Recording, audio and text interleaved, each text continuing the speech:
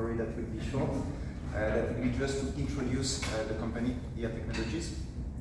So as you know, map applications today are in many areas of our daily life. For example, drivers need maps to navigate. Automated or autonomous cars need also this kind of data to see the road ahead and have details on what they need to do next. Logistic companies have to deliver parcel every second to customers all over the world. So we, as Ear Technology, are there to make sure customers and partners get access to the best map and technology to meet this objective. And then that will be a good transition to the company itself. What are we doing? So as you can see, there is a rolling globe. So it doesn't matter where you are operating, where you are using your services, because over our history, almost 40 years, I think it's mentioned, we have built maps and services for almost every territory on the globe and for multiple markets. And there are a lot of customers and partners, that's roughly 1,500 customers using our services daily, and that results in a lot of what we call transaction or API calls. You can see the big number here, the API calls that we receive every single month.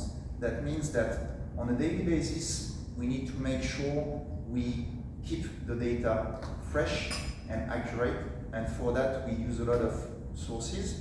We have 100,000 external sources to keep on maintaining it, and we also collect, let's say, probe data or sensor data coming from different kind of devices that can be connected vehicles, automotive, that can be smartphones, and that can be also IoT devices. There is another number here, which is significant as well. This is an estimation of connected cars on the road equipped with our systems and data. And what is interesting is that these cars, they supply us on a daily basis what we call real-time data. That means that helps us understanding better the traffic flow, for example, but that also helps us identifying potential changes on the road network, whether it's a speed limit, whether it's a new geometry on the road. So we ingest this data to keep on maintaining the map as fresh as possible. And we have so much data to ingest to produce, let's say, the latest version of the map, that we have a specific mapping technology that we have developed ourselves, and which is feeding the Ear platform, where you can find all the APIs available for location marketing. And I think Rita later on will develop it, so I won't spend too much time on the product itself. And to understand why we are there today and why we have this large amount of product, we need to have a closer look at the history, so don't worry, I won't go through the whole slide. What is important is that we are the company which created the first digital map for in-car navigation. As you can see, that was in the beginning of the 90s. So that was the first navigation system in a BMW car, which was launched at that time. So really, automotive was our core market, but with time, we entered other markets, like smartphone, for example, and that's one of the reasons then why Nokia purchased the company which was called Navtech at that time. So we have been purchased by Nokia, so that helped us, let's say, gaining market share on the smartphone markets. But later on, there is another interesting period, 2015. This is when 3 major German OEMs decided to purchase Ear as a company. Why did they do that? Is that they understood the critical importance of location technology in the future of navigation. So you probably know that they are developing different level of autonomous cars, and they need this fresh and robust data to make this happen.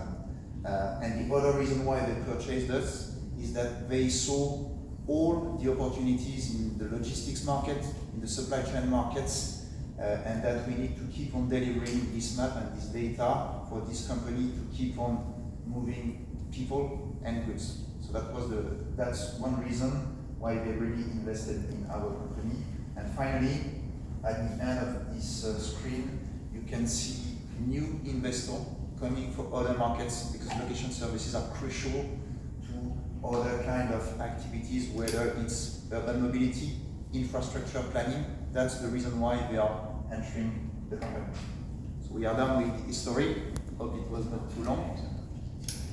And I will continue with, let's say, a picture of today's customer and partners. There are a lot of automotive car makers, because that's linked to history, where we come from.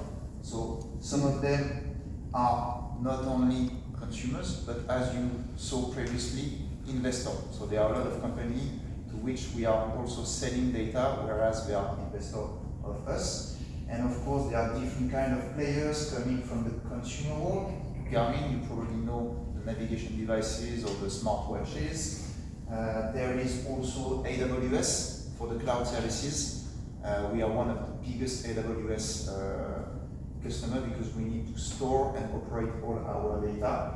And on top of it, of course, we have what we call partners, and you may have seen that SAIS is a platinum partner. They are one of the most important partners. With this partner, they are able to, let's say, resell different kind of services, but also to build solutions which are really fit for different kind of customer needs. So we really rely on our partner network, because they have, let's say, the knowledge and the value on all the local markets. And finally, there are other players like Telecom, for example, Vodafone and Verizon, that show you the importance of location services in different kind of markets. And to finish with the presentation in English, looking at the history, what we can do, who we are working with, you can imagine that we are present on a various number of markets. We talked about automotive, but you can do almost anything with our services, from planning, routing, having road instruction in the devices, and it also comes up to data analytics based on all the trips which have been studied. And I think with that will close the English part of the presentation, and I will, unless there are questions, I will leave the mic to Rita to dig into the real portfolio and value of dFactory.